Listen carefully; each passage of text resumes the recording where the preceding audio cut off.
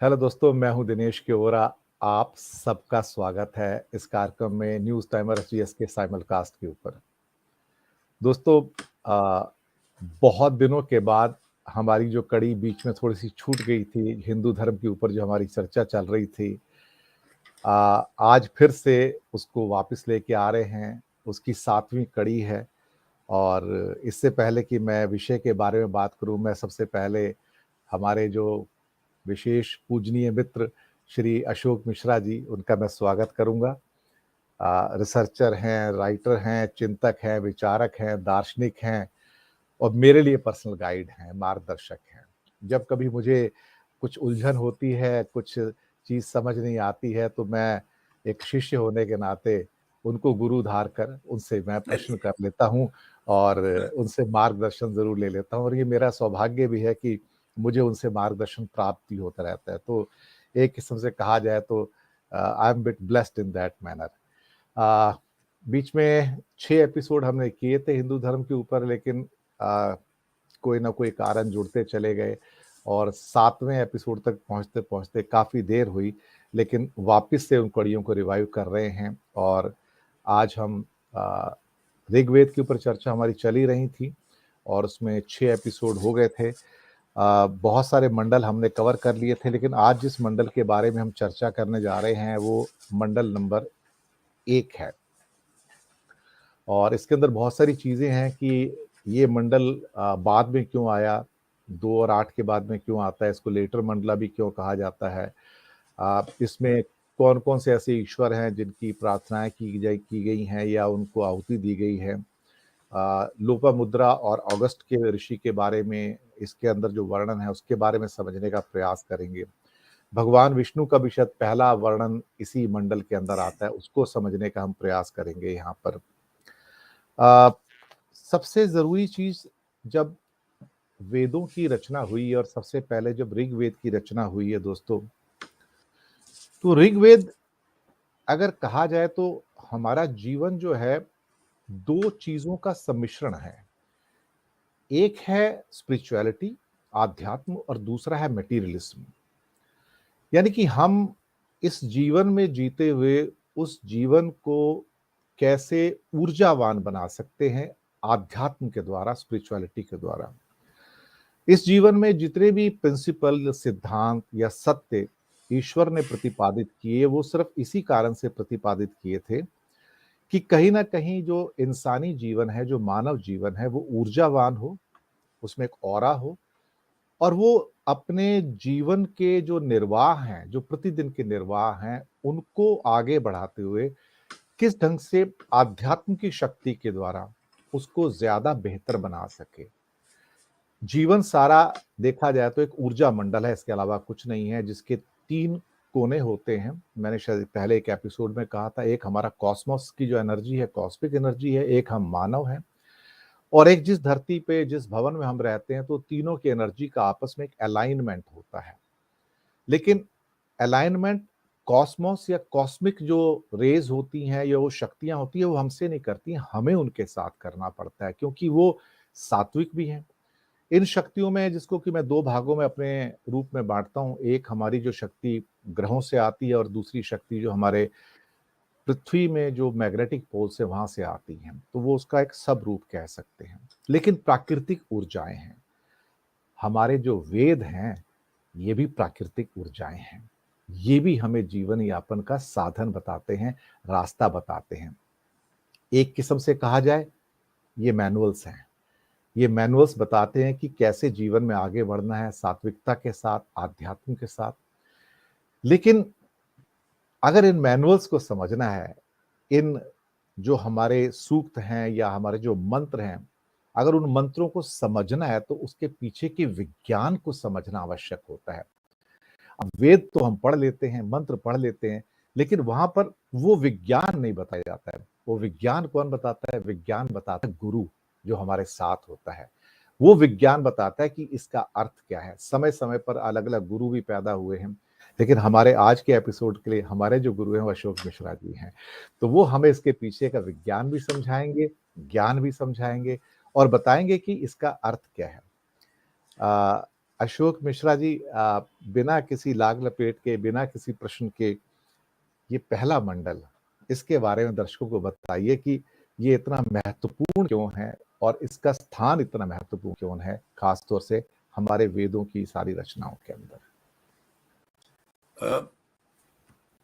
एक तो आपका बहुत बहुत धन्यवाद। आप you are so kind and you are so generous कि हर बार मुझको यही लगता है कि मैं कैसे बहरहाल इसका आप स्वयं बड़े ज्ञानी हैं और आप मुझको अपना मित्र और फ्रेंड, फिलोसोफर और गाइड समझते हैं अगर, तो मुझे बहुत सुन के बहुत अच्छा लगता है। फ्रेंड और फिलोसफर्स तक तो बहुत ही अच्छा लगता है। चलिए हम लोग मूल विषय पर आते हैं। तो ये एक बड़ा बेसिक सवाल है कि वेदों में जो पहला मंडल है वो बाद का है, जैसा हम लोगों ने भी चर्चा करी। और हम लोगों ने चर्चा नहीं करी, हम लोगों ने चर्चा इसलिए करी क्योंकि जितने विद्वान लोग हैं इंडोलॉजी के, भारतीय हो या पाश्चात्य हो, उन सबका यही मानना है। और उनका मानना इसलिए ऐसा है वोहरा साहब, क्योंकि उन्होंने इसका अध्ययन इस दृष्टि से किया कि भाषा में क्या बदलाव आया, जो विषय वस्तु है उसको डिस्क्राइब करते में, नेचर को डिस्क्राइब करते में, व्याकरण में कई चीजों को देख करके उनको ये समझ में आ गया कि ये दो अलग अलग समय में की गई रचनाएं हैं। एक पहले की रचना है जिसके बारे में हम लोग बात कर चुके हैं, दूसरे मंडल से सातवें मंडल तक, और जो पहला मंडल है ये एकदम तय है कि ये बाद की रचना है। अब एक और बात मैं इसमें जोड़ दूं जी, कि वेदों का ईश्वरीय ध्यान के रूप में एक साक्षात्कार हुआ था या ये ऋषियों की रचनाएं हैं, मतलब कि उनके माध्यम से हुआ, ये हम लोग के संवाद का विषय नहीं है, वो एक अलग ही विषय है जी। पर ये समझना बहुत आवश्यक है कि जो ऋषि, जैसा आपने स्वयं कहा कि अगर हम लोग वेदों का अध्ययन जो उनका शब्दार्थ है उसके अनुसार करेंगे तो उसका कोई अर्थ नहीं है। ये हम लोग पहले भी चर्चा कर चुके हैं। ये बड़ा गूढ़ विषय है और ये रहस्य जितनी बार पढ़ो उतनी दफा और खुलता है, कविता की तरह। पर कविता में कवि जानबूझ के ऐसा लिखता है, पर यहाँ पर जो रचनाएं ये की गई हैं इनका जो गूढ़ अर्थ, आध्यात्मिक अर्थ है, उसको समझने के लिए तो कितने भाष्य लिखे गए हैं। और भाष्य भी कोई साधारण लोगों ने नहीं लिखे, जैसा हम लोग को मालूम। तो अब जो आपका प्रश्न है उस पर आते हुए, तो ये जो पहला मंडल है इसमें 191 हिम्स हैं जी, जो कि बहुत ज्यादा हिम्स है। मतलब हर हिम में भी कई मंत्र हैं और इस तरह से, तो बहुत बड़ा ये है प्रथम मंडल। जी। अब इसको पहले क्यों रखा गया, इसके कई कारण दिए जाते हैं, पर एक जो सबसे समझ में आने वाला लॉजिकल कारण है वो ये है कि देखिए, हम लोग इसके बारे में भी पहले बात कर चुके हैं कि हम लोग के जो पूर्वज थे जिन्होंने इन सब ग्रंथों की रचना करी या इनको संग्रहित किया, वो इतना मेथोडिकल थे, इतना परफेक्शनिस्ट थे कि अचंभा होता है। अब आप ये सोचिए कि 1,500-2,000 साल तक खाली मौखिक रूप से सब ट्रांसफर किए गए एक जनरेशन से दूसरे को, सारे वेद हम लोग के। और ये मेरा कहना नहीं, ये भारतीय लोगों का, भारतीय विद्वानों का ऐसा विचार नहीं है। ये सारा विश्व मानता है कि जब वो मौखिक रूप से ट्रांसफर किए गए फ्रॉम जनरेशन टू जनरेशन, उसमें कॉमा फुल स्टॉप तक का फर्क नहीं आया। जी। और ये बड़े अचंभे की चीज है कि इतना परफेक्शनिस्ट थे। जैसा आपको पता ही है कि एक ही लाइन को 8, 9, 10 डिफरेंट ढंग से उसको मेमोराइज करना, जिससे कि अगर एक जगह भूल हो रही है तो you have 8 different standards to check up with. तो ये सब वजह थी। तो अब ये जो फर्स्ट वाला है, इसके बारे में ये कहा जाता है कि इसको रखने का एक जो मूलभूत कारण है वो ये है कि उन लोगों ने जब सब ये उनको मंडल मिल गया है तो उन्होंने सोचा कि इसको भी सिस्टमेटिक ढंग से अरेंज करें। तो जो सबसे ज्यादा मंत्रों वाला चैप्टर था उसको पहले रखा गया, उससे कम वाला उसके बाद में, और उसके कम वाला इस प्रकार उन्होंने उसको अरेंज किया। जी। तो और ये कारण समझ में भी आता है। तो इसके लिए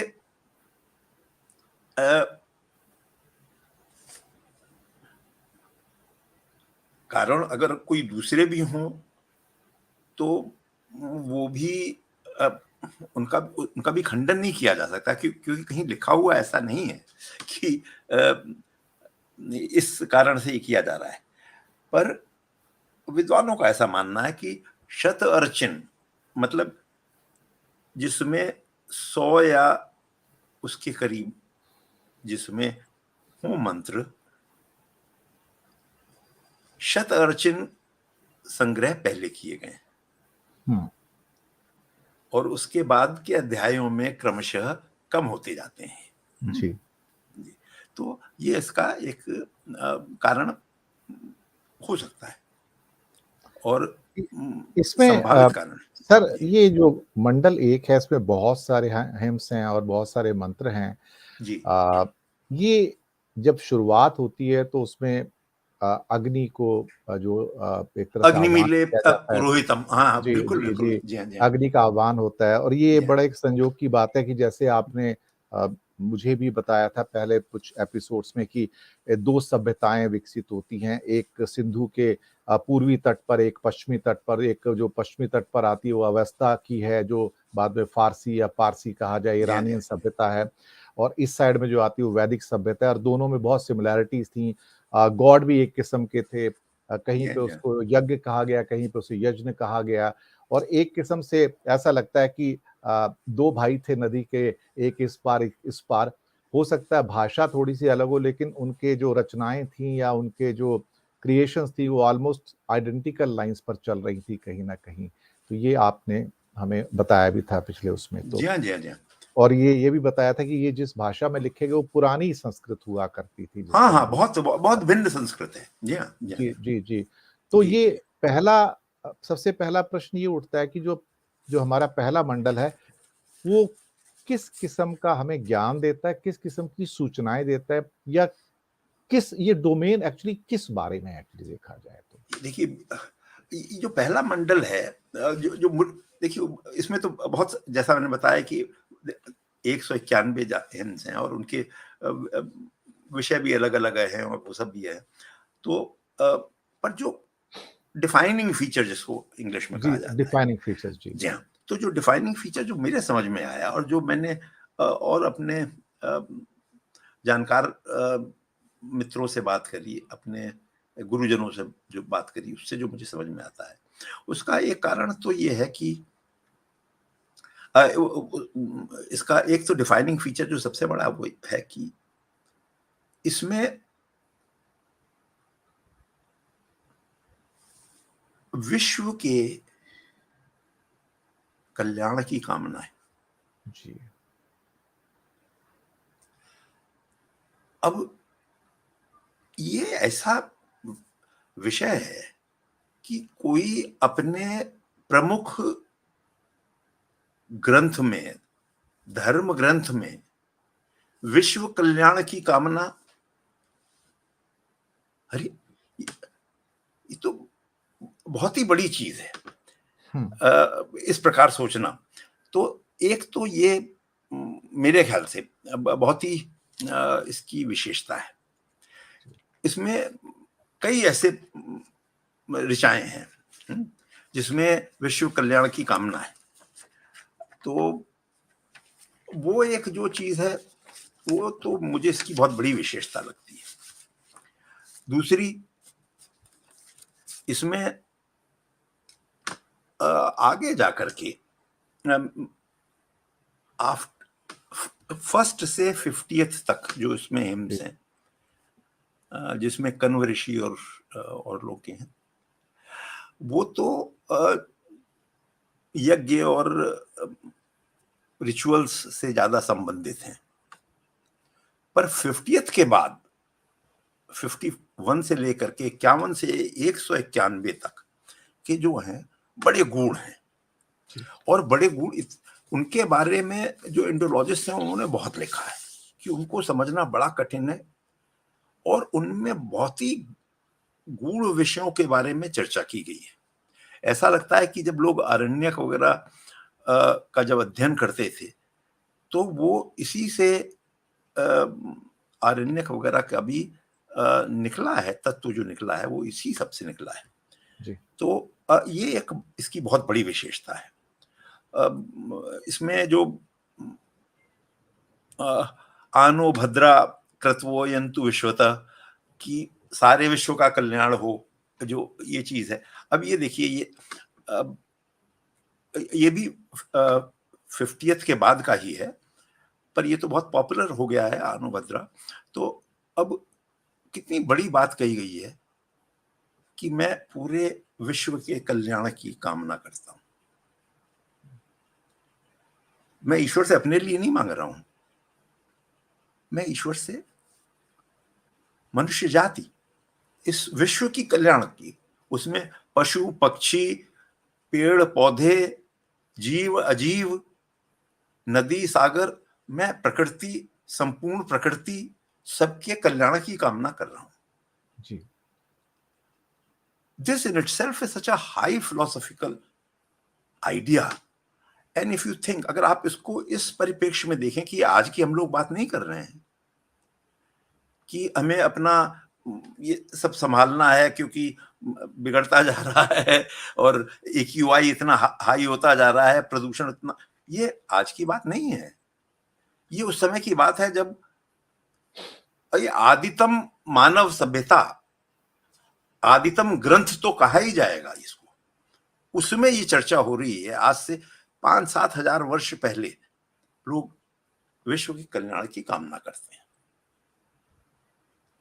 तो ये स्वयं में एक अभूतपूर्व चीज है, और ये हम लोगों को पढ़ाया जाना चाहिए, समझाया जाना चाहिए। देखो कि तुम ऐसी सभ्यता के ऐसे धर्म से जुड़े हो जिसमें विश्व की बात करी जा रही है, जोड़ने की बात की जा रही है, जिसमें भेद नहीं मानना जा रहा। देखिए, मैं तो इसको इसी रूप में देखता हूं। एक तो ये बहुत बड़ी चीज है।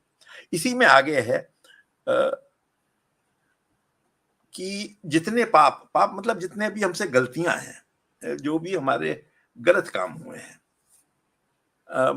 उनको डिस्ट्रॉय देम, इसी में वो भी कामना वाला है। वो अपना शोषुचद धम्म, जो वाला वो बात है कि जितने भी मुझसे पाप कर्म हुए हैं,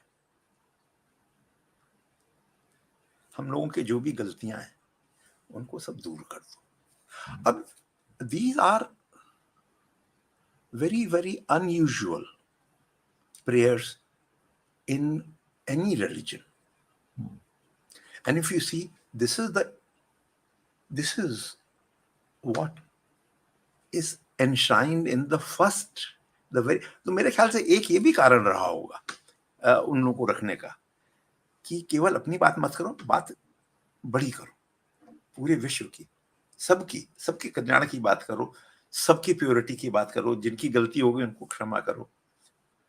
और अग्नि तो चूंकि फोरमोस्ट थे, 200 तो उन्हीं के ऊपर, अग्नि के ही ऊपर हिम्स हैं, तो अग्नि से तो शुरू हुआ ही है। पहला जो पहले मंडल का वो है अग्निमीले पुरोहितम, कि हे अग्नि, मैं आप ही को सबसे पहले यज्ञ में आप ही को करता हूं, तो मेरे ख्याल से ये सब कारण मिल करके इसको रखा गया। तो एक तो इसकी ये विशेषता है जी। जो मैंने कहा। दूसरी इसकी बहुत बड़ी जो विशेषता है वो मेरे ख्याल से जो समझ में आती है, वो करीब 164 या 169 मंडल हिम्स में है। जी। और उसमें सीरीज ऑफ मंत्र ऐसे हैं कि बल्कि मैं कल ही उनके बारे में जब आपसे बात हुई थी तो पढ़ रहा था एक दफा फिर।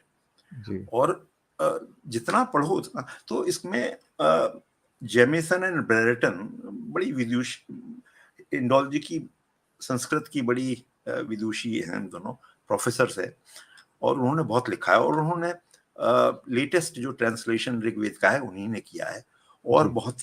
बहुत ही अच्छा ट्रांसलेशन किया है और समझाया है बहुत अच्छे ढंग से। ये तो भी ये भी एक ये भी एक कमाल की बात है कि विदेशियों के द्वारा ट्रांसलेशन हमारे पास पहुँचते हैं और हमारे भारत के कुछ प्रकांड पंडित शायद उतना वो भी विवेचना देते होंगे, लेकिन बाहर से भी विवेचनाएँ आती हैं, इसका मतलब। नहीं, पर देखिए इसमें तो मेरा तो बहुत स्ट्रांग विचार है, और मैं कई लोगों से इसके बारे में बात भी कर चुका हूँ कि जी। बहुत बड़ी आवश्यकता है कि जी। हम लोगों को स्वदेशी, जो हम लोगों के संस्कृत के एक से एक बढ़ के पंडित हैं, उन लोगों को जाकर के हम लोगों को उनसे निवेदन करना चाहिए कि देखिए आप अगले 5-7 वर्ष में कुछ मत कीजिए, केवल हम लोगों के वेदों का विभिन्न भाषाओं में अनुवाद करिए, जिससे कम से हुँ। कम हम लोग अपने वेदों को पढ़ सकें। ये अजीब बात है कि 99.9% भारतीयों ने अपना वेद नहीं पढ़ा है। कल ही मैं थोड़ा सा डाइग्रेस हो जा रहा हूँ। कल जी। मुझसे मिलने एक महिला आई थी, दुबई में रहती हैं, वो भारतीय हैं और बहुत ज्ञानी हैं, बहुत वो हैं। तो यही चर्चा करने आई थी मेरे पुस्तक के बारे में, और जी। उसके बाद हम लोग इसके बारे में बात करने लगे। तो जब मैंने उनसे कहा कि, मुझसे कहने लगी कि आपने वेद पढ़े हैं क्या? तो मैंने कहा कि देखिए, उनका बच्चा हंगरी में पढ़ रहा है, सीनियर स्कॉलर है। तो बोलने लगी उनको कैसे हम लोग अपने धर्म के बारे में बताएं। तो मैंने कहा देखिए, धर्म के बारे में तो हम लोग तब बताएंगे जब साथ में रहेगा। तो अब साथ में तो रहते नहीं है, जॉइंट फैमिली तो है नहीं कि नाना दादा बैठे हुए हैं कल्याण खोल के उसकी स्टोरीज बता रहे हैं। तो मैंने कहा अब तो उनको स्वाध्याय से ही पता चलेगा। तो बोलने की, अब जैसे वेद वगैरह अगर उनको जानना है, तो मैंने कहा देखिए इंग्लिश में ही मिलेगा, और वो भी फॉरेन। वो मैंने कहा अगर श्री अरविंदो का पढ़ने लग गया बच्चा तो आधा पेज नहीं पढ़ पाएगा। वो तो इतने परम ज्ञानी थे जिनको जीवन में ही साक्षात्कार हो गया हो। तो उनका लिखा हुआ तो मेरे और आपके समझ से बाहर है। मैंने तो प्रयत्न किए और पढ़ता भी हूँ कभी कभी। तो अब फिर वही प्रश्न हम लोग घूम फिर के, तो ये तो हम लोगों को करना पड़ेगा, खाली लिप सर्विस से काम नहीं चलेगा। तो इनका अनुवाद करना पड़ेगा जो समझ में आए। अब जो मैं आ रहा हूं इसके बारे में, जो जेमिसन और ब्रेरेटन जी ने लिखा है, तो मैं कल ही इसके बारे में पढ़ रहा था। वो ये कह रहे हैं कि it continues to escape interpretation, it continues to escape, not translation, please mind my word, it continues to escape interpretation because they have been composed in such enigmatic way, deliberately so। ये add करने कि उन ज्ञानियों ने सोचा कि ऐसी ये सेंसिटिव चीज है कि जैसे तलवार किसी मूर्ख के हाथ में दे दीजिए, तो वहां तक पहुंचने के लिए उसको इतना कॉम्प्लेक्स बनाया कि जिससे ज्ञानी लोग बैठ के उस पर कंटेम्पलेट करें, रिफ्लेक्ट करें और दूसरों को समझाएं। तो उसमें ऐसी ऐसी चीजें हैं। तो वो भी एक इसकी बहुत बड़ी विशेषता है।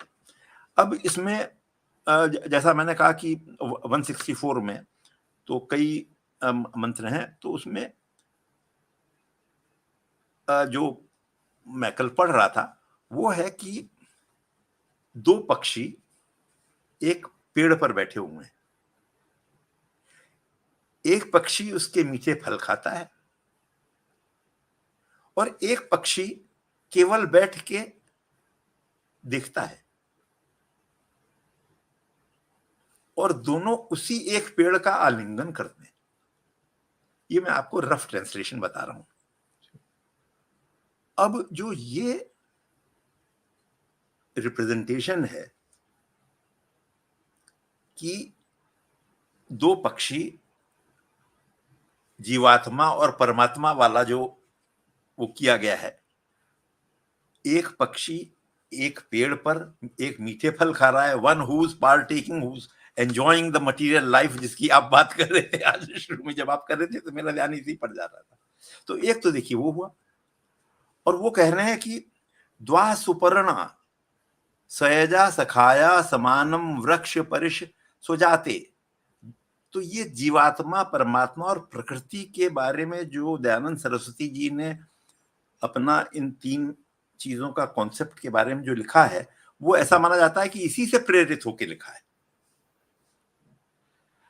अब इसमें इसके बाद 3, 4, 5 इसी प्रकार के मंत्र हैं, और वो मंत्र यही चलते हैं कि तो फिर वो जो पक्षी हैं वो अनुभव करते हैं उस सुंदर पंख वाले सोने के उस रूप का।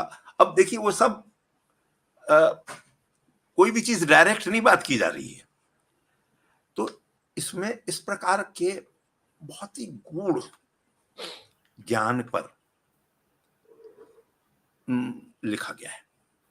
तो एक तो इसकी विशेषता, मुझे तो इसमें सबसे फैसिनेटिंग चीज यही लगती है कि पढ़ते रहिए आप, और 10 दफा पढ़िए, और 10 विद्वानों का उसका इंटरप्रिटेशन पढ़िए, और फिर बैठ के खुद सोचिए कि उस समय अगर इतनी अर्ली स्टेजेस में जीवात्मा और परमात्मा और प्रकृति का भेद और उनका आपस में संबंध अगर खोजने का प्रयास शुरू हो गया था, जब बाकी के विश्व में लोगों को नियंडरथाल स्थिति में रह रहे थे जर्मनी के आसपास गुफाओं में, और जाकर के पकड़ के जीवों को अपने दांत से डायरेक्ट खाते थे। ये उस समय की मैं चर्चा कर रहा हूं कि बौद्धिक विकास उस सीमा पर पहुंचा हुआ था। बिल्कुल, and they encapsulated it so beautifully in the इसमें फॉर्म कुछ ऑफ पोएट्री। देखिए एक बहुत बड़ी बात यह कि आप किसी चीज को अगर लिखें, प्रोज में एक चीज होता है, only an elevated and evolve mind decides to express himself in poetry. तो देखिए उन ऋषियों ने, उन लोगों ने जो ये रचनाएं की हैं मंत्रों की, आपको तो पता ही है कि वो तो छंद और कितनी मात्राएं होनी चाहिए उसमें, कितनी एक्यूरेसी है, उस रूप में किया। तो एक तो ये भी बहुत बड़ी एक विशेषता है। इसी में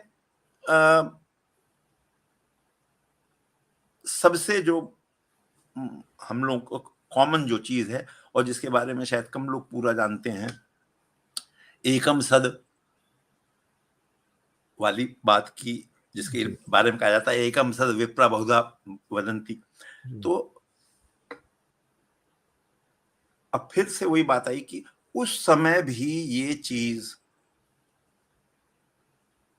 डिस्कस की जाती थी कि सत्य तो एक ही है, द ट्रुथ, और लोग विप्र बहुधा वदंती, अलग अलग ढंग से उसी एक चीज के बारे में चर्चा करते हैं।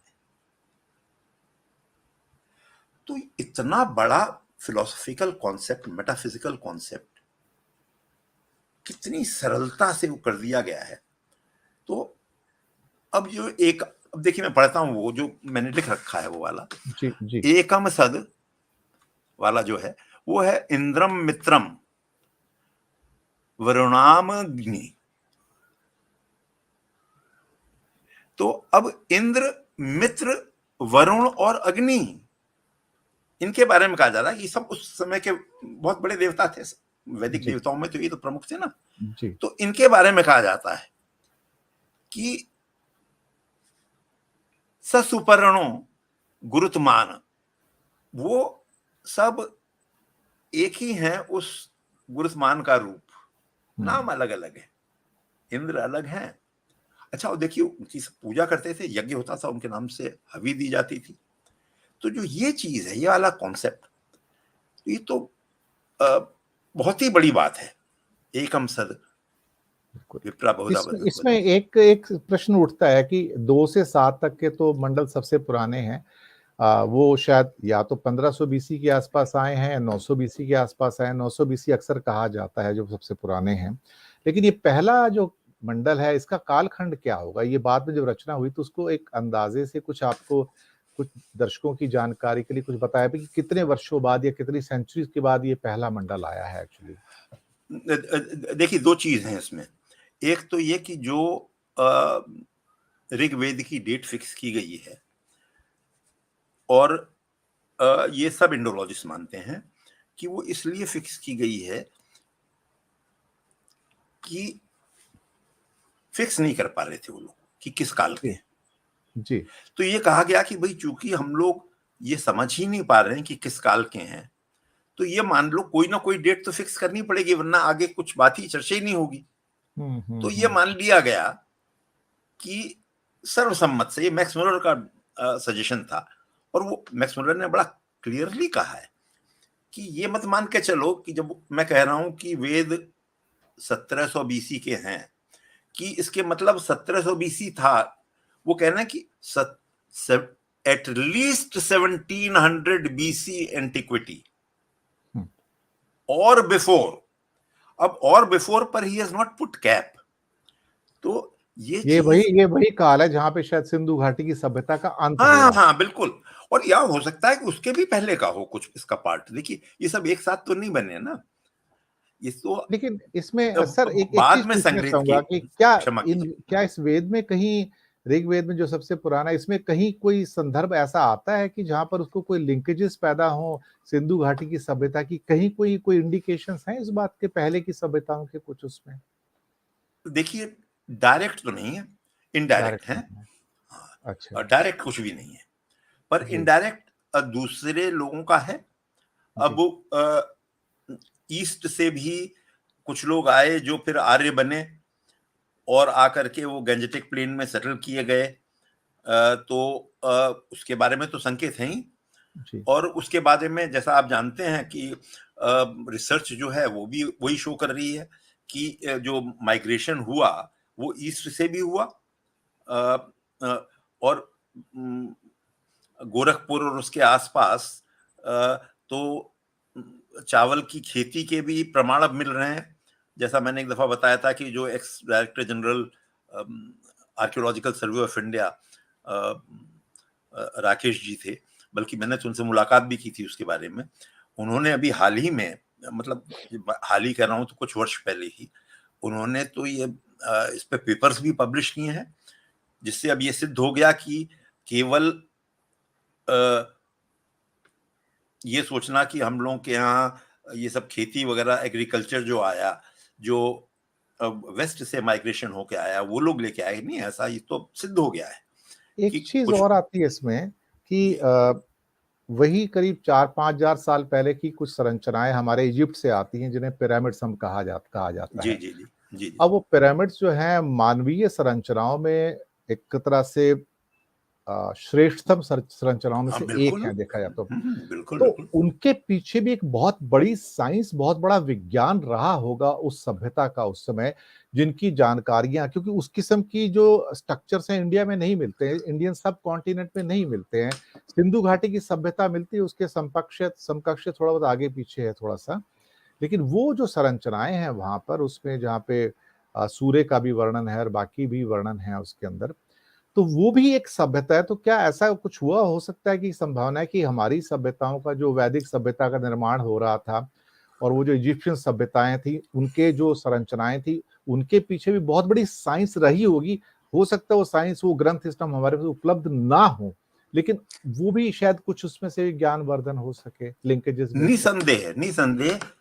जो पिरामिड्स हैं, और मैं तो जब वहाँ गया था तो मैंने इसके बारे में वहाँ पर जो 2 म्यूजियम है कैरो में, वहाँ पर जाकर के उनके क्यूरेटर्स और उन लोगों से भी बात करी थी इस विषय में।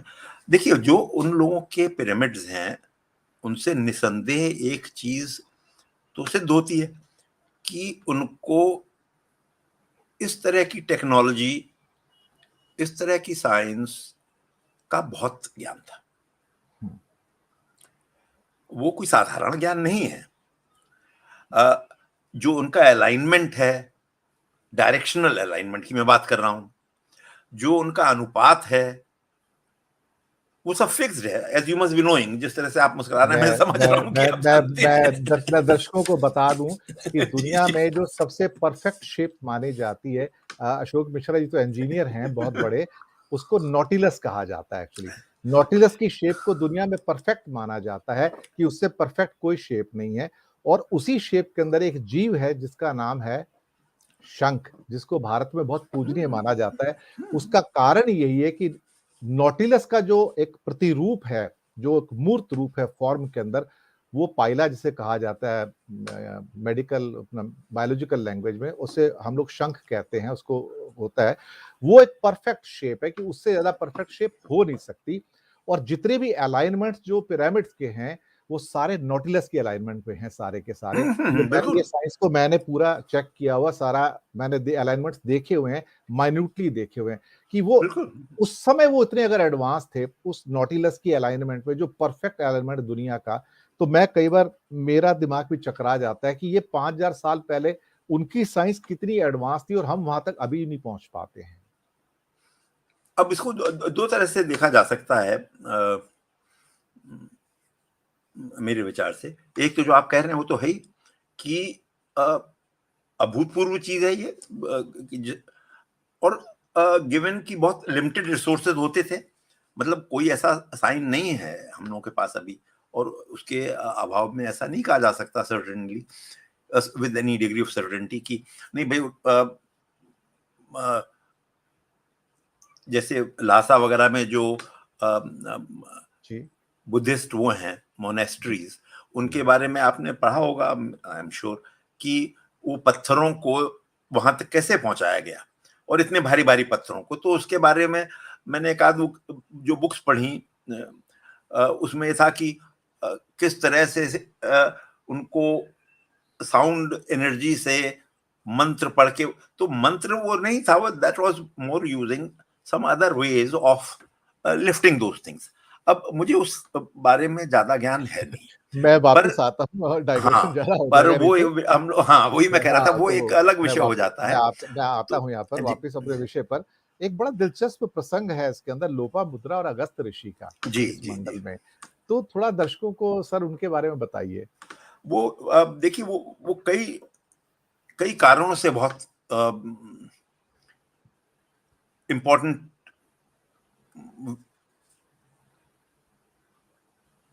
कथा है। मैं उसको जी कथा कह रहा हूँ। जी जी ना जी जी कथा, जी हाँ। तो अब वो कथा, कथा है का ये मतलब नहीं है कि फिक्टिशियस चीज है। कथा के कई मतलब होते हैं, हिंदी में आप जानते ही होंगे, दर्शक जी लोग जी भी जानते जी होंगे, जी जी सब पढ़े लिखे ज्ञानी लोग हैं।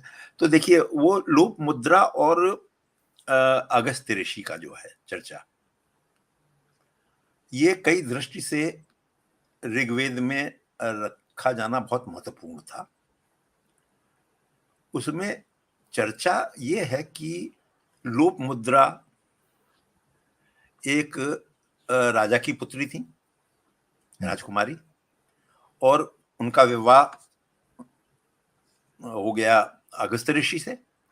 और उस टाइम में ये कोई रेयर चीज नहीं होती थी, बहुत होता था ऐसा। जी अब वो चली आई और इनके साथ रहने लगी, और इनके आश्रम में, और ये अपना दिन रात अपने जप और तप में लीन रहते थे, अगस्त्य ऋषि। तो एक, अब लोक मुद्रा भी बड़ी, ऋषि का कहना उनको ज्यादा उचित होगा, वो भी बहुत ज्ञानी थी। एज डिफरेंस था दोनों में काफी। तो एक दिन वो अगस्त्य जी के पास गई,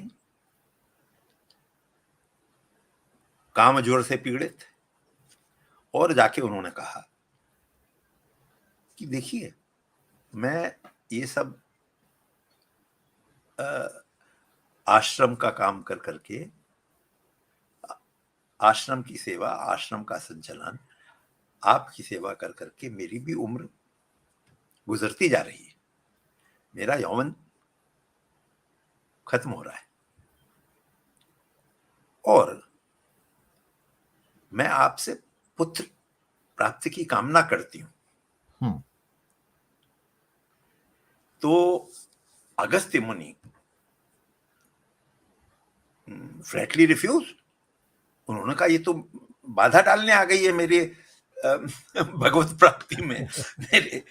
तो उन्होंने उनको भाषण दिलाला कि देखो कैसे जीवन का लक्ष्य, कैसे हम लोगों के जीवन का लक्ष्य ये होता है कि यज्ञ करें और चिंतन मनन करें और वो करें।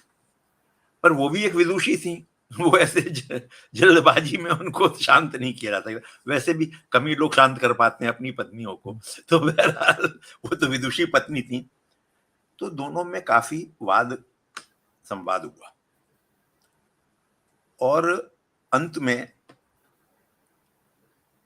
उन्होंने बताया अपने पति को कि ये आपका धर्म है, दो कारणों से। कि एक तो आपका जो आप पूजा पाठ कर रहे हैं या तप और ये सब कर रहे हैं, अगर पुत्र प्राप्ति आपको नहीं हुई तो आपका जीवन अधूरा रह जाएगा। इस पे हम लोग पहले भी चर्चा कर चुके हैं कि हम लोगों के जीवन में पुत्र प्राप्ति का उस समय में क्यों इतना महत्व था।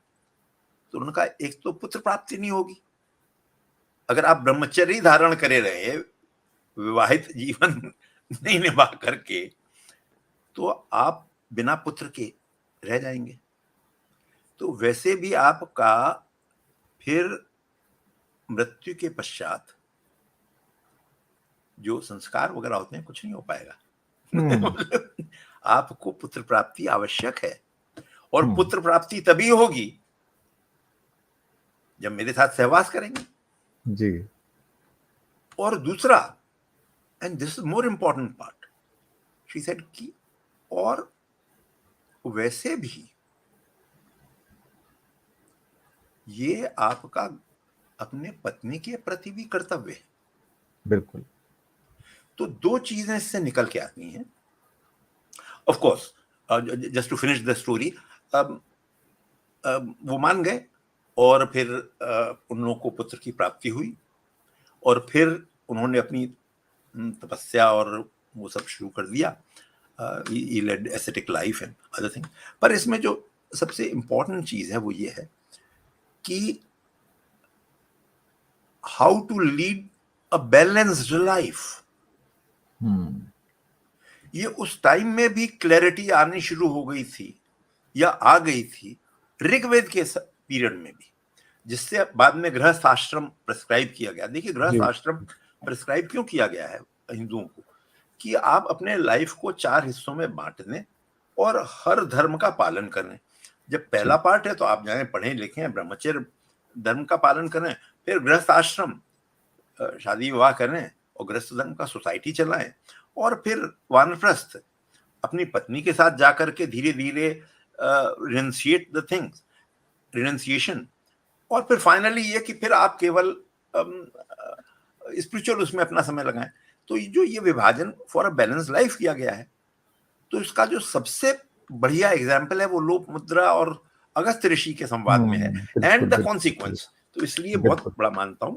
अब to quickly just to conclude, आपने शुरू में विष्णु की बिल्कुल लास्ट के सेगमेंट में आते हैं बातचीत के, जहां पर कि विष्णु का वर्णन इसमें आता है, तो उसके बारे में थोड़े हमारे दर्शक मित्रों को जरा बताइए आप थोड़ा। तो देखिए दैट इज अनदर रीजन, वो एक और कारण है जिस वजह से ये पहला मंडल बहुत ही इंपॉर्टेंट है।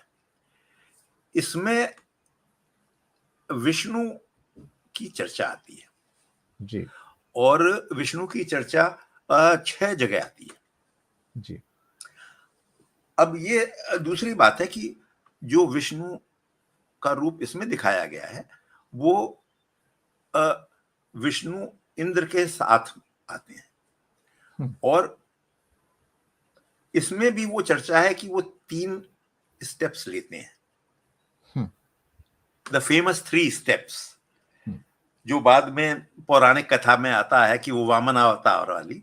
But the first instance of that जो हम लोग के धर्म ग्रंथों में मिलता है वो ऋग्वेद में है, और वो पहले मंडल में है, और उसको किसी कारणवश रखा गया, और मेरे ख्याल से वो यही कारण है, I will come to that.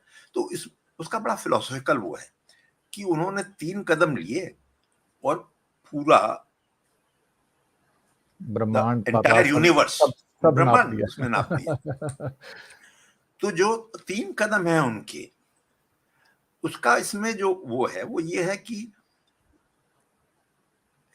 he was creating, this action is representative of creating a space for humans and others। जी जबकि जो विपरीत शक्तियां थीं, जो हम लोग पहले भी बात कर चुके हैं, जो जाकर के गऊओं को बंद कर देती थी, प्रकाश को बंद कर देती थी गुफा में, और उसके बाद जल का स्रोत बंद कर देती थी, तो ये 2 शक्तियों का वो है। तो he is representative of that शक्ति which expands space for us। तो इस रूप से शुरू हुए। वो एक, इसमें कोई असाधारण देवता के रूप में नहीं है, बल्कि वो तो इंद्र से भी he is after Indra. Indra continues to be the leading devata. तो एक तो ये बहुत इंपॉर्टेंट चीज है इसमें। इक्वली इंपॉर्टेंट है इसमें एक और जो चीज है, जो हिंदुओं के लिए बहुत ही बड़ी चीज है, कि जो हम लोग 33 करोड़ देवी देवताओं की बात करते हैं, इसी में वो भी मंत्र है जिसमें कहा गया है कि 33 जो वो रूप हैं वो कैसे बनाए जाते हैं।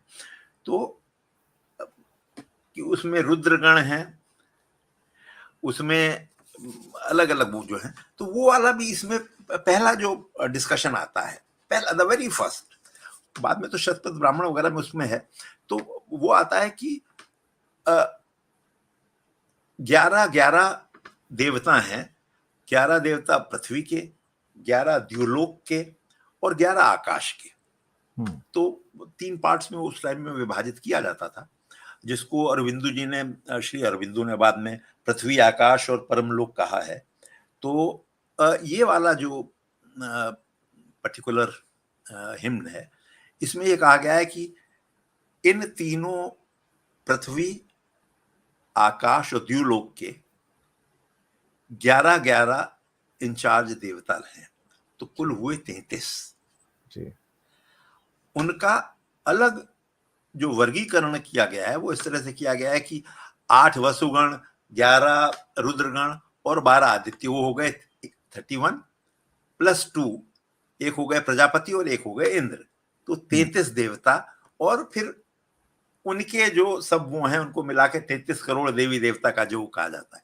पर जो ओरिजिनल जो चर्चा है वो 31 जो मैंने आपको विभाजन बताया, प्लस प्रजापति और इंद्र को छोड़कर, हाँ, को छोड़ के, या 11 ईच ऑफ दिस। तो इन सब कारणों से मुझे ये लगता है कि जो हम लोग के बहुत इंपॉर्टेंट जो 2 चीजें हैं, एक तो विष्णु, एक 33 करोड़ देवी देवता का उद्गम, और विश्व कल्याण। तो इन दृष्टियों से मेरा ऐसा मानना है कि बहुत ही इंपॉर्टेंट ये मंडल है जी। बिल्कुल आपने सही कहा। और दरअसल ये तो चर्चा ही अनलिमिटेड है, यहाँ पर जितनी चर्चा की जाए, जितनी बातचीत की जाए उतना कम है, क्योंकि सागर को सिर्फ कुछ मिनटों में समेट लेना तो संभव नहीं है। लेकिन हमारी ये बातचीत अशोक मिश्रा जी के साथ जारी रहेगी, और 8वें एपिसोड के लिए दर्शकों बहुत जल्दी हम आपके सामने आएंगे। ये था मंडल 1 का जो एक क्या कहते हैं डिफाइनिंग फीचर्स जो थे, जिसको अशोक मिश्रा जी ने आपके सामने रखा है। और मुझे लगता है कि काफ़ी हद तक दर्शकों के माइंड में जो हेज़ या फॉग रही होगी थोड़ी छट गई होगी, और कुछ क्लैरिटी आई होगी उसके बारे में। बाकी जब तक आप स्वयं उसको नहीं पढ़ेंगे, अब समस्या ये होती है कि जैसे इन्होंने कहा कि 99.9999% ने तो कभी उठाकर देखा नहीं कि वेद में लिखा क्या है। बातें ज़रूर बहुत सारी होती हैं आजकल, लेकिन गूढ़ में जाने की कोशिश या प्रयास कोई करता नहीं है। तो सब जो चीज़ें हैं सब सुपरफिशियल टाइप की हो जाती हैं, क्योंकि लोग ज्ञान की उस जो क्या कहते हैं ना कि गागर है उसके अंदर डूबने का प्रयास करते नहीं हैं, उसके अंदर जाके उसके मोती चुनने का प्रयास करते नहीं हैं और सुपरफिशियलिटी के द्वारा कुछ चीज़ों को यहाँ से वहाँ से जोड़-तोड़ के पेश करके अपने आप को आगे बढ़ाने का प्रयास करते हैं, जो नहीं होना बिल्कुल। चाहिए। ज़रूरत इस बात की कि थोड़ा-सा चीज़ों को गहराई से भी समझा जाए। दर्शक मित्रों, इन्हीं शब्दों के साथ हम लेंगे विदा और अगले एपिसोड में एक नई चर्चा के साथ फिर से हाजिर होंगे अशोक मिश्रा जी के साथ।